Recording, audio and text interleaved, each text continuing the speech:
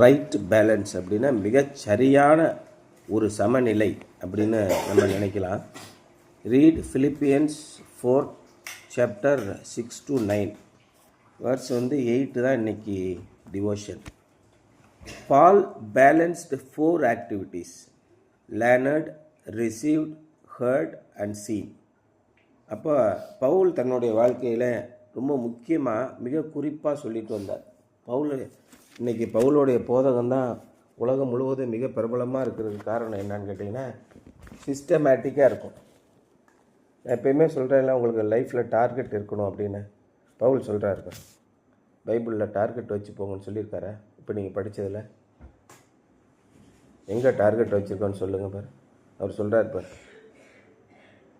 பின்னாணைகளை விட்டு விட்டு முன்னாணைகளை நோக்கி சொல்கிறார் பாரு, இலக்கை நோக்கி தொடர்கிறேன். இலக்கு இல்லாத பயணமே இல்லை. வெரி ஷார்ப்பாக ஒரு இலக்கு வச்சுருக்காரு. எங்கே போகிறீங்க? உங்களுடைய வாழ்க்கையை எங்கே போகுது? இது தெரியாமலே போய்கிட்டு இருக்காங்க. இந்த ஒரு படத்தில் கூட சொல்லுவான்ல, நம்ம ஏன் சார் எங்கேயும் போகணும், நம்மளை நோக்கி எங்கே பூமி தள்ளுதோ அங்கேயே போய் அப்படியே புதஞ்சி போவோம். இப்படி உங்களுடைய வாழ்க்கை அல்ல. ரொம்ப தெளிவாக சொல்கிறார். கிறிஸ்து இயேசுவுக்குள் தேவன் அழைத்த பரம அழைப்பின் பந்தய பொருளுக்காக கிஃப்ட். அது என்ன சொல்லுவாங்க? ட்ராபி. ஒரு இவங்கெல்லாம் விளையாடுறாங்கல்ல, கிரிக்கெட் போச்சு, கிரிக்கெட் விளையாடுறாங்கல்ல, அவங்க என்ன T20 அப்படி விளையாடுறாங்களே, ஆசியா கப், அப்புறம் ஜூனியர் 20 என்னென்னமோ ஒரு டார்கெட் வைக்கிறாங்களே, ஃபுட்பால் லீக் அப்படின்னு வைக்கிறாங்கல்ல. அப்போ அந்த லீக்கில் ஃபைனலாக என்ன கிடைக்கும்? ஒரு ட்ராஃபி கிடைக்குமா, ஒரு கப்பு கிடைக்குமா? அப்புறம் எல்லாருக்கும் எவ்வளோ கிடைக்கும்? அது எப்படியாவது 1 கோடி ரூபா 2 கோடி ரூபா பரிசு கிடைக்கும். அதுக்காக எவ்வளோ நாள் பிரயாசப்படுவாங்க? ஒரு வருஷம் போல ப்ராக்டிஸ் பண்ணிகிட்டே இருப்பாங்க இல்லையா? அப்போ அந்த பந்தய பொருளை எப்படியாவது அடைந்து விட வேண்டும் போகிறாங்கல்ல, அதுதான். உங்களை அழைத்தவர் யார்? உங்களை அழைத்தவர் உண்மை உள்ளவர். எல்லாருக்கும் இந்த வாய்ப்பு கிடைக்கல. நீங்கள் நினைக்கிறீங்களா எல்லாருக்கும் கிடைச்சிருக்குன்னு? கிறிஸ்தவர்களாக பிறந்த நிறைய பேருக்கு இந்த வாய்ப்பு கிடைக்கல. ஆண்டவரை தொழுது கொள்வதற்கு, அன்றாடம் அவர் நம்மோடு கூட பேசுவதற்கு, நாம் அவரோடு கூட பேசுவதற்கு, உலகத்திலே சகல ஆசீர்வாதங்களை அனுபவிப்பதற்கு, இம்மைக்கு மாத்திரமல்ல மறுமைக்கும் எப்படி நம்ம இந்த வழியிலே போகிறோம்? எப்படி இப்பேற்பட்ட சிந்தனைகளை சிந்திப்பதற்கான வாக்கு உங்களுக்கு கிடைக்கிறது? நிறைய பேர் உங்களுக்கு எப்படி அது தெரியும்னு நீங்கள் அனுபவிக்கிறதுக்கு வாய்ப்பு இல்லை. எப்படின்னா, நல்ல சிந்தனைகள், நல்ல பேச்சாளர்களுடைய பேச்சுக்களை கேட்க வேண்டுன்றதுக்காக நிறைய பேர் பல இடங்களுக்கு போவாங்க. அவங்களுடைய கருத்துக்களை தெரிந்து கொள்ள வேண்டும் என்பதற்காக நிறைய புஸ்தகங்களை வாங்கி படிப்பாங்க. உயர்வான சிந்தனைகள் என்ன இருக்குது? அதான் பெரியாரிய கோட்பாடும் அம்பேத்கரிய கோட்பாடும் வெற்றி பெற்றதுக்கு காரணம். அதே மாதிரி அந்த காலத்தில் ஷேக்ஸ்பியர் இருந்தார், அரிஸ்டாட்டில் இருந்தார், கான்ஸ்டான்டினோப்பில் இருந்தார். இப்படி அவங்கெல்லாம் என்ன பண்ணாங்க? இந்த உலகத்திலே மக்கள் சிந்திப்பதை தவிர்த்து வேறு விதமாக சிந்தித்தார்கள். இப்படிலாம் இருக்கக்கூடாது. ஷேக்ஸ்பியருடைய பாடங்கள்லாம் பார்த்திங்கன்னா, இந்த சாமியார்கள்லாம் ஏன் அப்படி கொளுத்து தின்னுக்கிட்டு இருக்கானோ, மடங்கள் அந்த காலத்தில் என்ன இருந்ததுன்னா, மடங்கள் மாங்க்ஸ் இருந்தது. அந்த மாங்க்ஸ் என்ன பண்ணுவாங்கன்னா, மடங்கள் வச்சுருந்தாங்க. ஆர்சி கிறிஸ்டியன்ஸாக அந்த காலத்தில் இங்கிலாந்தில் ஜாஸ்தி. அவங்க வேலைக்கே போக மாட்டாங்க. மக்களுடைய காணிக்கைகளை வச்சு நல்ல செழிப்பான வாழ்க்கை வாழ்ந்தார்கள். மக்கள் எப்படி வாழ்ந்தார்கள்னா, ரொம்ப கஷ்டப்பட்டு இருந்தாங்க. நம்ம கிராமங்களில் ஒரு 10-20 ஆண்டுகளுக்கு முன்பாக எப்படி இருந்ததோ அப்படியே இங்கிலாந்து இருந்தது.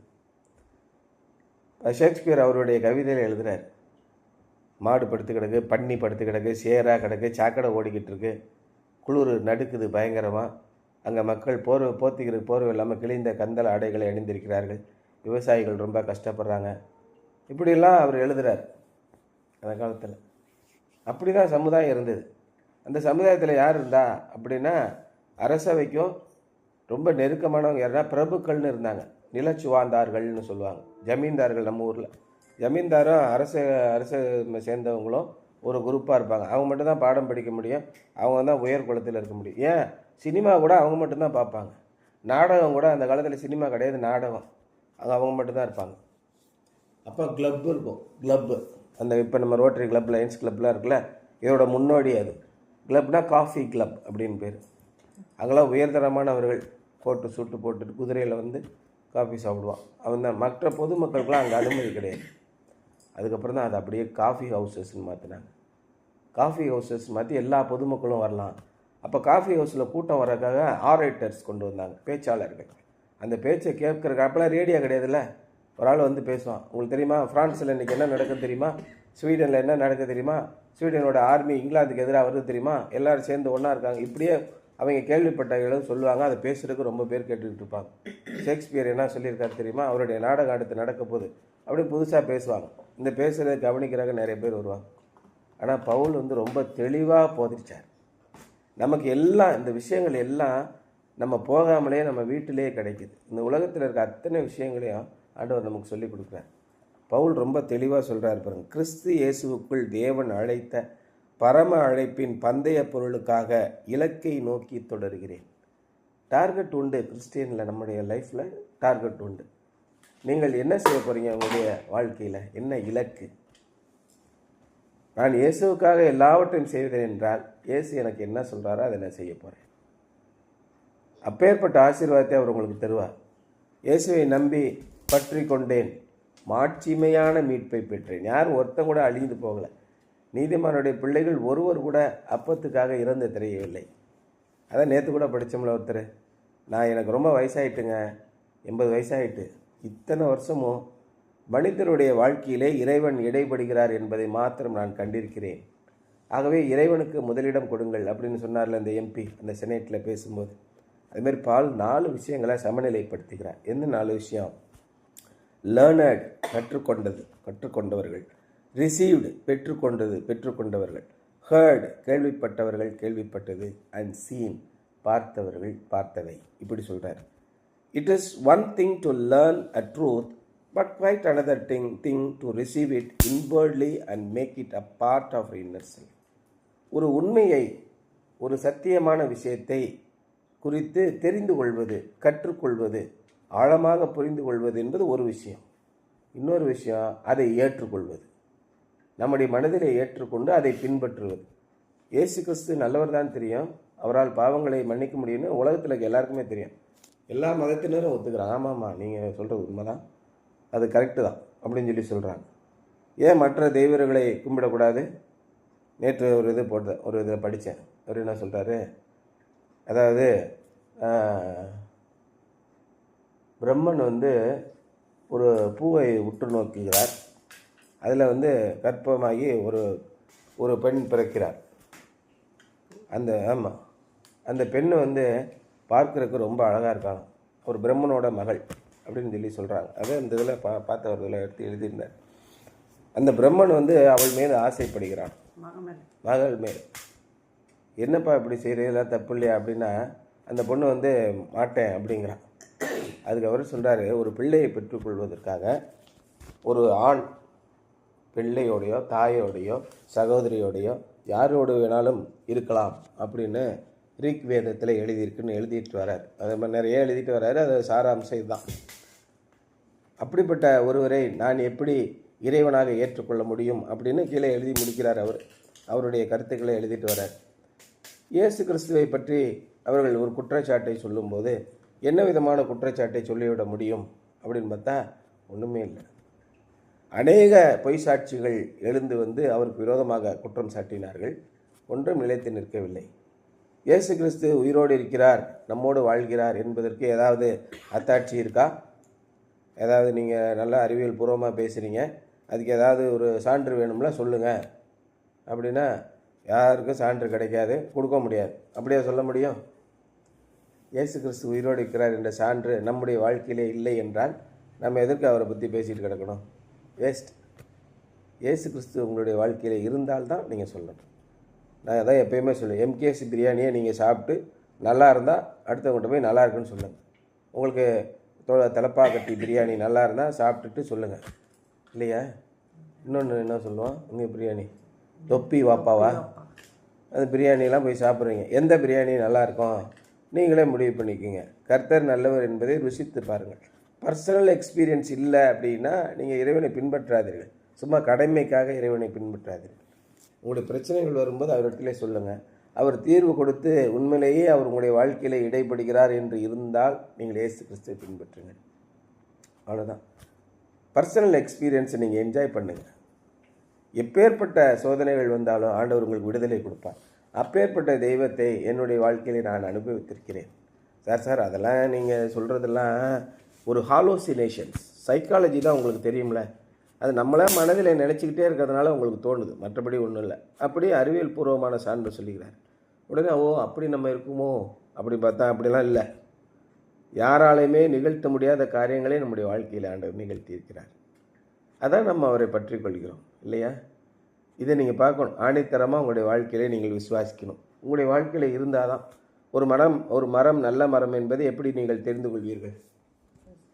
ஒரு இறைவன் நல்ல இறைவன் என்பதை எப்படி தெரிந்து கொள்வீர்கள்? அந்த மரத்தோட கனியை பார்த்து சாப்பிட்டா தெரிஞ்சு போயிடும். இது பெரிய வித்தையா? அது மாதிரி தான் உங்களுடைய இறைவன் உங்களுடைய வாழ்க்கையிலே நல்லது செய்திருந்தால் அதை யோசித்து கொள்ளுங்கள். அப்போ சத்தியம் என்பது ஒன்று இருக்கிறது. சத்தியம்னா என்ன? சத்தியமானா என்ன சொல்லுங்கள், எங்களுக்கு அது போதுங்க. சத்தியமாவது யாது அப்படின்னு ஏசிட்ட போய் கேட்டான். நானே வழியும் சத்தியமும் ஜீவனும் ஆயிற்று. உயிர், நான் தான் வழி, நான் தான் உண்மை, நான் தான் உயிர் அப்படி சொல்கிறார். மாறவே மாறாது, இதுதான் உண்மை அப்படின்னு சொல்லி சொல்கிறார். Facts in the head are not enough, we must also have truth in the heart. அதாவது நம்முடைய தலையிலே இருக்கக்கூடிய யதார்த்தங்கள் போதுமானதல்ல, நிறைய யதார்த்தங்கள் இருக்குது. யதார்த்தங்களுக்கும் ஃபேக்ட்டுக்கும் உண்மைக்கும் என்ன வித்தியாசம்? அது தெரியுமா வித்தியாசம்? What are the facts? சூரியன் கிழக்க தான் உதிக்கும், மேற்க தான் மறையும். இது ஃபேக்ட், மாற்றவே முடியாத உண்மைகள். உண்மைன்னு சிலது இருக்கும். உப்பு கரிக்கும் இல்லையா? சீனி இனிக்கும், அதான உண்மை. உப்பையும் சீனியும் கலந்தாங்க உப்பு கரிக்குமா? உப்பில் நிறைய தண்ணியை ஊற்றிட்டா உப்பு கரிக்குமா? உப்பு கம்மியாக இருக்குங்க அதனால் கரிக்கலைங்க. உப்பு கரிக்கணும்னா அவ்வளோதானே. அது உண்மை தான், கண்டிஷனில் மாறும். அப்போ பூமியை தூக்கி தலைகளை போட்டாலும் சூரியன் மாறி போயிடுமா?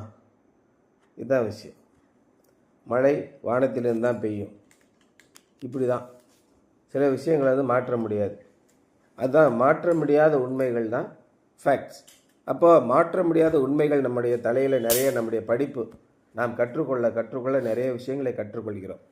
அந்த மனதில் தலையில் இருந்தால் மட்டும் போதாது, we must also have the truths in heart. நம்முடைய இருதயத்திலும் உண்மைகள் இருக்க வேண்டும். In Paul's ministry, he not only taught the word but also lived it so that his listeners could see the truth in his life. கத்தி மாதிரி தன்னுடைய வாழ்க்கையை நடத்தினார். பேதுருலாம் என்ன பண்ணாங்க? பேதுரு, யோவான், யாக்கோபு என்ன பண்ணாங்க? யூதர்களை பார்த்தோடனே யூதர்களோட கலந்துக்கிட்டாங்க. நீங்கள் விருத்த சேதனம் பண்ணணும், நீங்கள் கொண்டையை வச்சுக்கணும், நீங்கள் நாமம் போட்டுக்கணும், நீங்கள் கறி சாப்பிடக்கூடாது, நீங்கள் புளிப்பு இல்லாத அப்போ சாப்பிடக்கூடாது, நீங்கள் ஃபாஸ்டிங் இருக்கணும், நீங்கள் கைகளை கழுவணும், எல்லாத்தையும் சொல்ல ஆரம்பிச்சிட்டான். அபிஸ் டூ அப்படின்ட்டு. ஏன் அப்படி இயேசு அவங்ககிட்ட சொன்னாராயா அப்படின்னு கேட்டார் பவுல். இயேசு என்ன சொன்னார்? பேதுரு போயா, அங்கே ஒருத்தன் இருக்கான், போய் அவனை போய் பாருன்னா, ஐயோ சேச்சி நான் அவனுக்கிட்டலாம் போக மாட்டேன். அப்போ வானத்திலேருந்து என்ன வருது? ஒரு பொட்டி வருது, அதில் இருக்கக்கூடிய அனைத்து ஊரும் பிராணிகளுக்கு எடுத்து சாப்பிடு அப்படிங்கிறாரு. தேவன் சுத்தமாக்கினது நீ அசுத்தம் என்று எண்ணுகிறாயா அப்படின்னு வார்னிங் கிடைச்சிது பேதருக்கு. பவுலுக்கு ஒரு காலத்திலேயும் தேவன் அந்த மாதிரி சொல்லவே இல்லை. அற்புதமாக தன்னுடைய வாழ்க்கையிலே வாழ்ந்து காண்பித்தார். அவர் சொல்வதை கேட்பவர்களும் அவர் வாழ்வதை பார்ப்பவர்களும் மிகுந்த ஆச்சரியம் அடைந்தார்கள். Paul's experience ought to be our experience. Paul எப்படியெல்லாம் வாழ்ந்தாரோ அந்த அனுபவம் தான் நம்முடைய அனுபவமாக இருக்க வேண்டும். We must learn the word, receive it, hear it and do it. அதான் யாக்கோபு ஒரு இடத்துல கூட வாங்க தேவ வசனத்தை கேட்கிறவர்களாக மாத்திரம் இல்லாமல் அதை செய்கிறவர்களாக இருங்கள் அப்படின்னு சொல்லி சொன்னார். The peace of God is the test, is one test of whether or not we are in the will of God. தேவனுடைய சமாதானம் நமக்கு இருந்தால் மனசில் பதட்டமே இல்லை, என்ன பிரச்சனை வந்தாலும் என்னுடைய ஆண்டவர் என்னோடு கூட இருக்கிறார் என்ற நிம்மதி இருந்தால் அது எதுக்கு அடையாளம்? இறைவன் நம்மோடு கூட, இறைவனின் சித்தம் நம்மோடு கூட இருக்கிறது, இறைவனின் விருப்பத்தின்படி நாம் வாழ்கிறோம் என்பதற்கான அடையாளம் அது.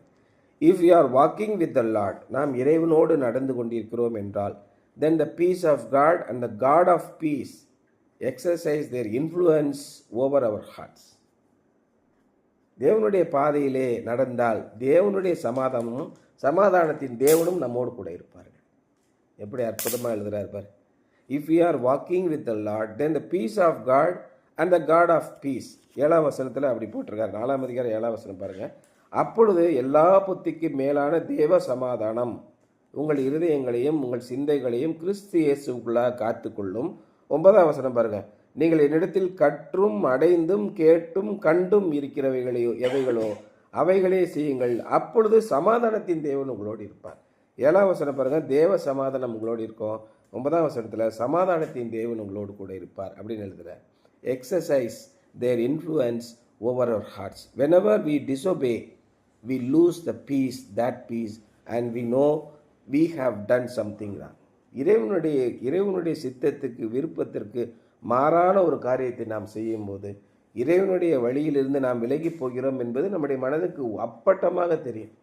பதட்டம் அடைஞ்சிரும். இறைவனிடத்தில் போய் ஜெபிக்க முடியாது, வசனத்தை படிக்க முடியாது, சர்ச்சுக்கு போக முடியாது, அங்கே இருக்கிற சகோதரோடு நம்ம கூட பேச முடியாது, யார் கூட பேச முடியாது.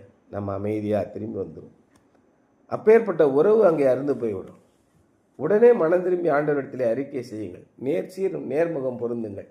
அப்பொழுது மறுபடியும் நம்ம தேவனுடைய சமாதானம். எப்பொழுது தேவனுடைய சமாதானம் உங்களுக்கு கிடைக்கும்? உங்கள் சற்குணம் எல்லா மனுஷருக்கும் தெரிந்திருப்பதாக. கர்த்தர் பக்கத்தில் இருக்கிறார். நீங்கள் ஒன்றுக்கும் கவலைப்படாமல் எல்லாவற்றையும் குறித்து உங்கள் விண்ணப்பங்களை சோத்திரத்தோடே ஆண்டவருக்கு நன்றி சொல்லி சோத்திரத்தோடே கூடிய ஜெபத்தினாலும் வேண்டுதலினாலும் தேவனுக்கு தெரியப்படுத்துங்கள். நீங்கள் கேட்பதற்கு முன்பாகவே உங்களுக்கு இன்னது தேவை என்று உங்களுடைய பரமபிதாவுக்கு தெரியும். நீங்கள் என்ன என்ன கேட்க வரணும்னு தெரியும், என்ன விஷயம் அப்படின்னு ஒரு ஓனர் எப்படி சொல்கிறாரு, ஈஸியாக கண்டுபிடிச்சிடுவார். ஒரு முதலாளி ஈஸியாக கண்டுபிடிச்சிடுவார். அந்த மாதிரி நம்முடைய இறைவனுக்கு 100, 1000, லட்சம் மடங்கு தெரியும். நம்மளை படைத்தவர் அல்லவா.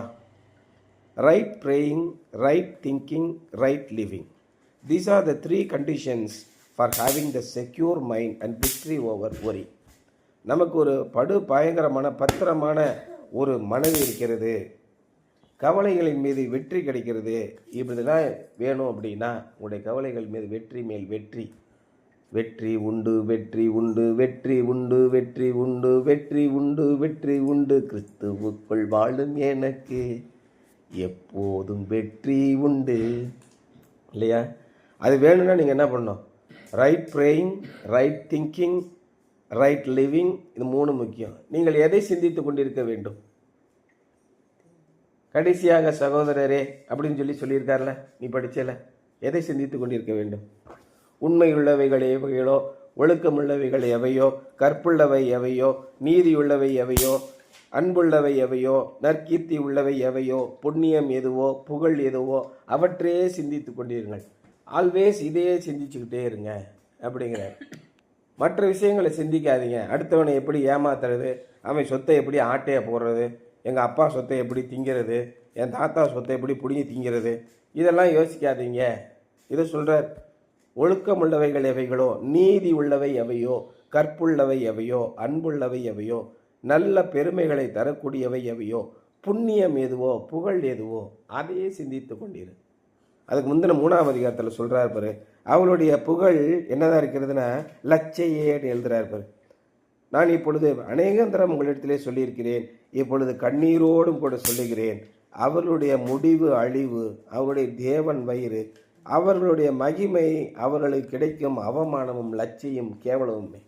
இந்த உலகத்தை நாடி போகிறவர்கள், இந்த சிந்தனைகள் இல்லாதவர்கள், எந்த சிந்தனை? இந்த உண்மை உள்ளவைகள் எவையோ, ஒழுக்கமுள்ளவை எவையோ, நீதி உள்ள, இதெல்லாம் சிந்திக்காமல் இருக்கிறவர்களுடைய முடிவு எப்படி இருக்கும்? அழிவு.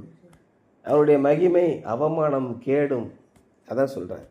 ஆகவே சரியான ஜெபம், சரியான சிந்தனை, சரியான வாழ்க்கை, இவை 3ம் தான் நம்முடைய வாழ்க்கையிலே வெற்றி மேல் வெற்றி அடைவதற்கும் எந்த விதத்திலும் சிதறாத சிந்தனையும் இருப்பதற்கு நமக்கு ஒரு கண்டிஷன்ஸ் அப்படின்னு சொல்கிறார். Something to ponder today. What can you do to keep your thoughts true, pure, lovely and so forth. இப்படியாக அன்பு, உண்மை, சுத்தம், பரிசுத்தம், இப்படியாக நீங்கள் இருக்க வேண்டும் என்று உங்களுடைய சிந்தனை இருக்க வேண்டும் என்றால் நீங்கள் என்ன செய்ய முடியும் என்று யோசித்து பாருங்கள். How do you prevent less noble thoughts from sneaking in? ஒரு கண்ணியமான சிந்தனைகள் இல்லாத மற்ற சிந்தனைகள் நம்முடைய மனதிற்குள்ளே வரும்போது அதை எப்படி தடுத்து நிறுத்தலாம்? ஒன்றும் இல்லை, 10 வசனத்தை படிங்க, சோழி முடிஞ்சு போச்சு. இறைவனுடைய வசனம் நம்முடைய மனசுக்குள்ளே போன உடனே எல்லாத்தையும் திரட்டி அடிச்சிடும். ஓடு, இதெல்லாம் அசுத்தமான எண்ணங்கள், இறைவனுக்கு விரோதமான சிந்தனைகளே உனக்கு வேண்டாம், ஓடு. அப்பேற்பட்ட பலத்தை, வல்லமையை இந்த வசனங்கள் உங்களுக்கு கொடுக்கும். அதான் சொல்கிறார் இன்றைக்கி டைட்டில், த ரைட் பேலன்ஸ். உங்களுடைய சிந்தனைகள், நீங்கள் கற்றுக்கொள்பவை, நீங்கள் பெற்றுக்கொள்பவை, உள்ளே இருப்பவையெல்லாம் என்ன இருக்கணும்? Learned, received, heard and seen. நீங்கள் கேள்விப்படுவை, பார்ப்பவை, ஏற்றுக்கொள்பவை எல்லாமே என்னவாக இருக்கணும்? கிறிஸ்து இயேசுனுடைய வாழ்க்கை. அதான் அவர் சொல்கிறார், அன்புள்ளவைகளோ கற்றுக்கொள்ளவைகளோ. அதான் நீங்கள் என்னிடத்தில் கற்றும் அடைந்தும் கேட்டும் கண்டும் இருக்கிறவை எவையோ அவற்றையே செய்யுங்கள், அப்பொழுது சமாதானத்தின் தேவன் உங்களோடு கூட இருப்பார். அவர் எப்பேற்பட்ட தேவன்? வானத்தையும் பூமியும் சகல அண்ட சராசரங்களையும், நிசையா விசுவாச பிரமாணத்தில் என்ன சொல்கிறீங்க? வானத்தையும் பூமியையும் காணப்படுகிறவையும் காணப்படாதவற்றையும் படைத்த சர்வ வல்லமையில பிதாவாகிய தேவனை நான் விசுவாசிக்கிறேன். அவருடைய குமாரனாகிய இயேசு கிறிஸ்துவை விசுவாசிக்கிறேன். பரிசுத்த ஆவியை விசுவாசிக்கிறேன். இதுதான் நம்முடைய ஜெபம். அப்பேற்பட்ட தேவன் உங்கள் பக்கத்தில் இருந்தால் நீங்கள் எல்லாவற்றிலும் வெற்றி வெற்றி வெற்றி தான். இந்த தேவனை நீங்கள் ஏற்றுக்கொள்ளுங்கள் என்பதுதான் இன்றைய சிந்தனை. சரியா?